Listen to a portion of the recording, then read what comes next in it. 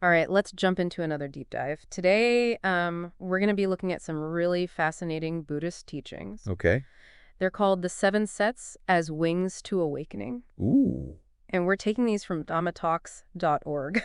Okay. Have you ever felt like you're constantly striving for something more? Mm-hmm. Like there's a deeper understanding or peace you just can't quite reach? Yeah. Well, that's kind of what we're going to be unpacking today. It's a bit like we all have these wings, Okay? but we haven't quite figured out how to use them yet. Right.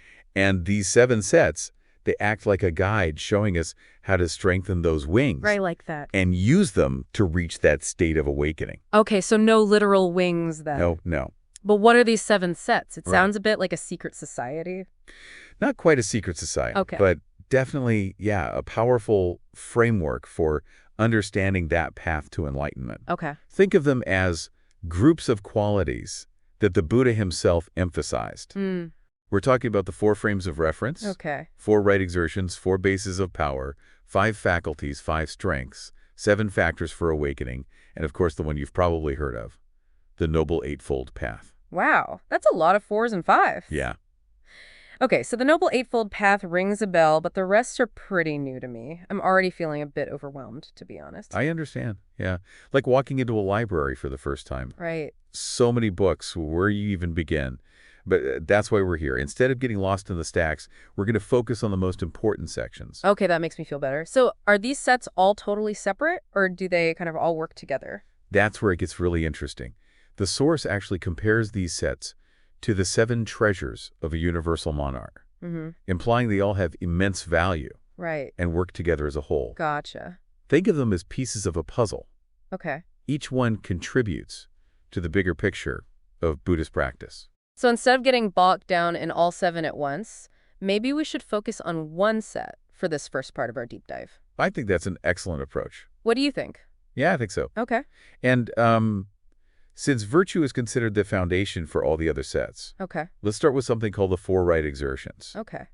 These are all about putting in the effort Okay. to cultivate positive qualities and ditch the negative ones. Effort, huh? So this isn't just about wishing for good things to happen. Right. It's about actively shaping your mind. Precisely. It's like, have you ever tried to break a bad habit? Oh, yeah. Like, let's say you want to stop procrastinating. Uh-huh. The 4 right exertions would say first you need to be mindful of when you're about to procrastinate. Okay. Catch yourself before you fall into that old pattern. Okay, I can see that. Awareness is definitely the first step. So what's the next exertion? The second is to actively abandon that bad habit once you realize it's happening.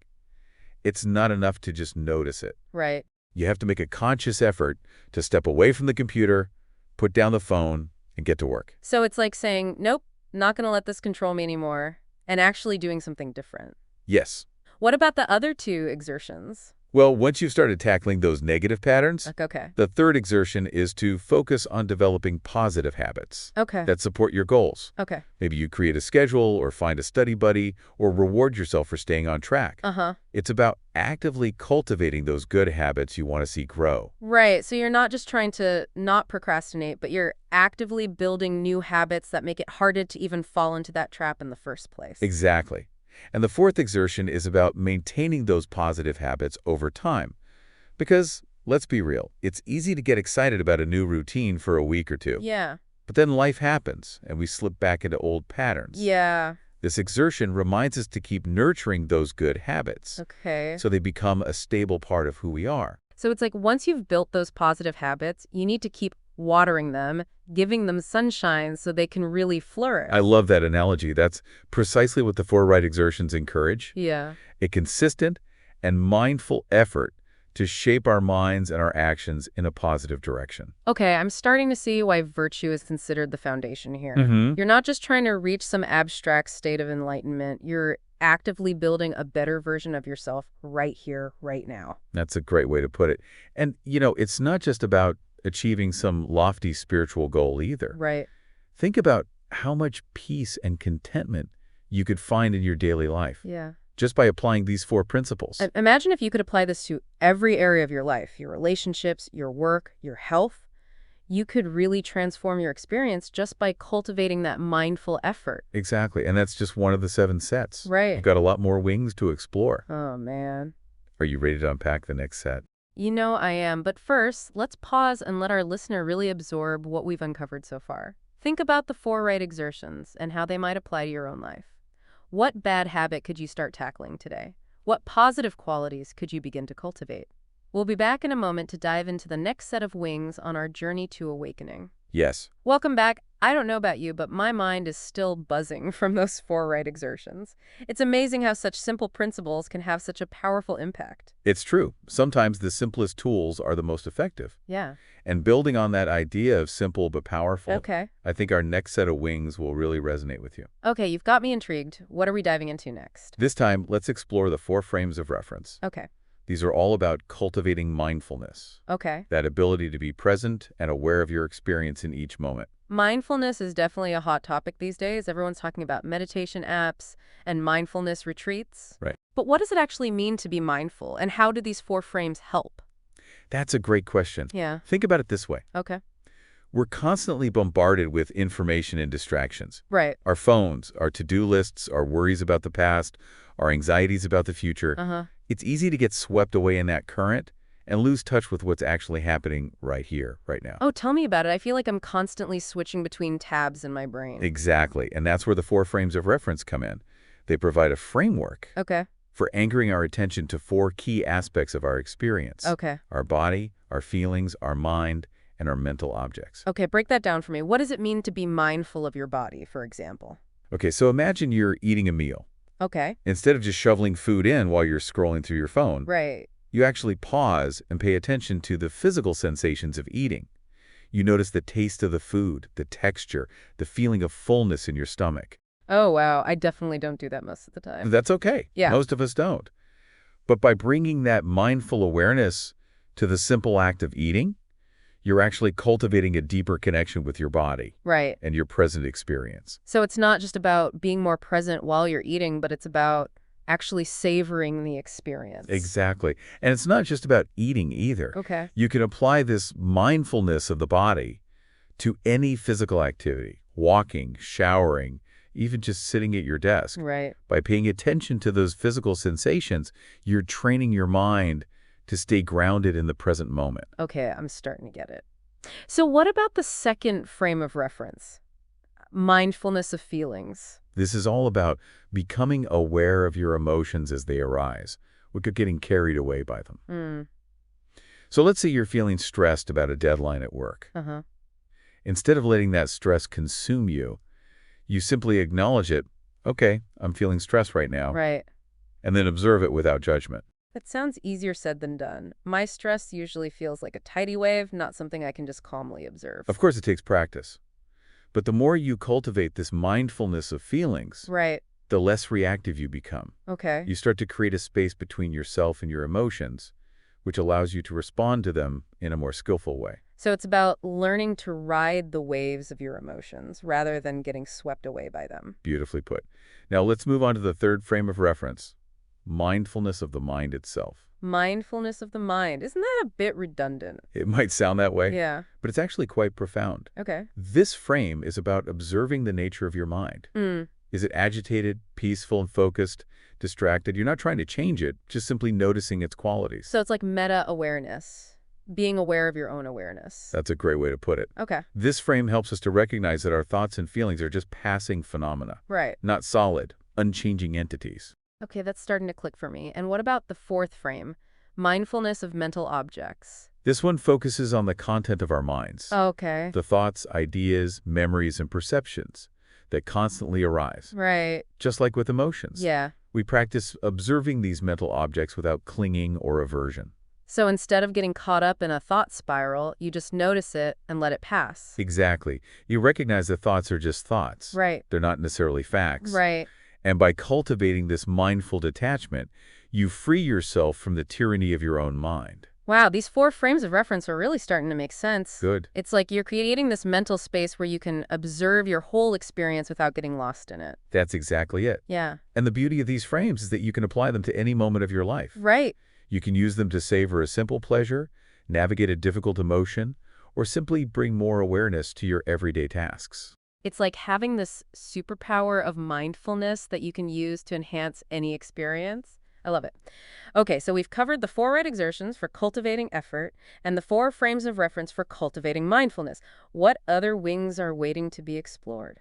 Well, we're about halfway through our journey through the 7 Oh, sets, wow. but I think it's time to pause and let our listener really digest what we've uncovered so far. Okay. Think about these 4 frames of reference. Okay. Could you pick one and experiment with it for a day?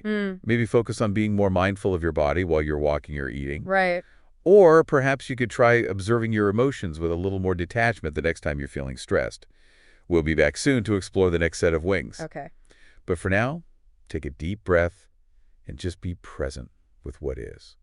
Welcome back to our deep dive into the 7 sets. I'm still trying to wrap my head around those 4 frames of reference. Yeah, It's like a whole new way of experiencing the world. it really is. And you know what we've explored so far? Mm-hmm.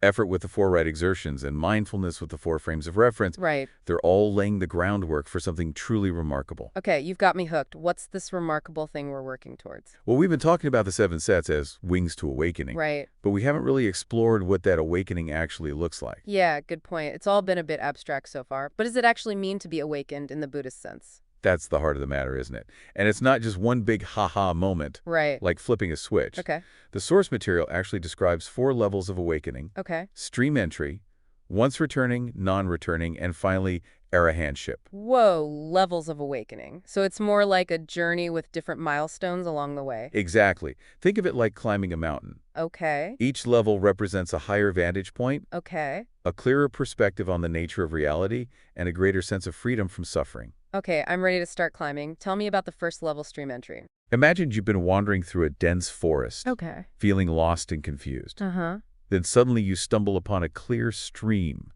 a path that leads you out of the darkness. Okay. That's what stream entry is like. Gotcha. It's that first glimpse of clarity, that moment when you realize there's a way out of suffering. So it's like you finally found the right path and there's no turning back. Exactly. And at this level, you've started to break free from 3 of the major fetters that keep us bound to that cycle of suffering. Okay. Clinging to a fixed sense of self, doubting the Buddha's teachings, and relying on rituals or rules without true understanding. It's like you're shedding those old limiting beliefs and opening yourself up to a new way of seeing the world. Yes. What happens at the next level once returning? Well, as you continue along this path, you come to another milestone. Okay. The source material says at the once returning level, Okay. the grip of passion, aversion, and delusion weakens even further. You experience more peace, more clarity, more freedom from those reactive patterns that cause so much suffering. So those negative emotions that used to control you, they start to lose their power. Precisely. And what's fascinating is that the source material says someone who's reached this level will only be reborn one more time before reaching full enlightenment. Wow, that's incredible. Okay, what about non-returning? Now imagine you've climbed even higher on this mountain, Uh-huh. and the view is breathtaking. Okay. You can see for miles in every direction. Okay. That's what non-returning is like. Wow. You've transcended the limitations of this earthly realm, Right. and you're on the verge of complete liberation. It sounds almost like reaching a state of pure bliss. It's certainly a native profound peace and freedom. Right. The source material says that those who reach this level are reborn in a pure and refined realm, Okay. called the pure abodes. From there, they'll attain full enlightenment and never return to this cycle of suffering. Wow, it's like reaching a cosmically safe haven. And finally, we have arahantship, that ultimate peak of awakening. What can you tell me about that?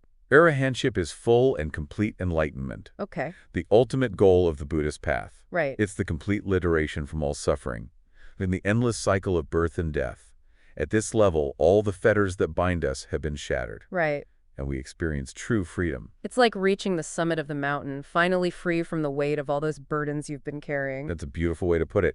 And remember, even though these levels are described as distinct stages, the underlying process of awakening is the same. Okay. It's all about cultivating virtue, concentration, and discernment. So even if we don't reach full enlightenment in this lifetime, we can still benefit from walking this path. Absolutely. Every step we take towards cultivating those qualities brings us closer to greater peace, wisdom, and compassion. This whole deep dive has been such an eye-opener. We've explored these 7 sets, these wings to awakening, and I feel like I have a whole new understanding of what's possible. And remember, these teachings aren't just ancient wisdom. Right. They're tools you can use right now to transform your life. Right, Think back to those 4 right exertions and the 4 frames of reference. right. You can start applying those principles today. That's what's so amazing about all this. It's not just some abstract philosophy, it's a practical path to living a more mindful, compassionate, and fulfilling life. Exactly. And who knows, maybe as we continue to cultivate these qualities, we'll find ourselves soaring to heights we never thought possible. That's a beautiful thought to end on. Thanks for joining us on this incredible journey through the 7 sets as wings to awakening. May you find peace and clarity on your own path to awakening.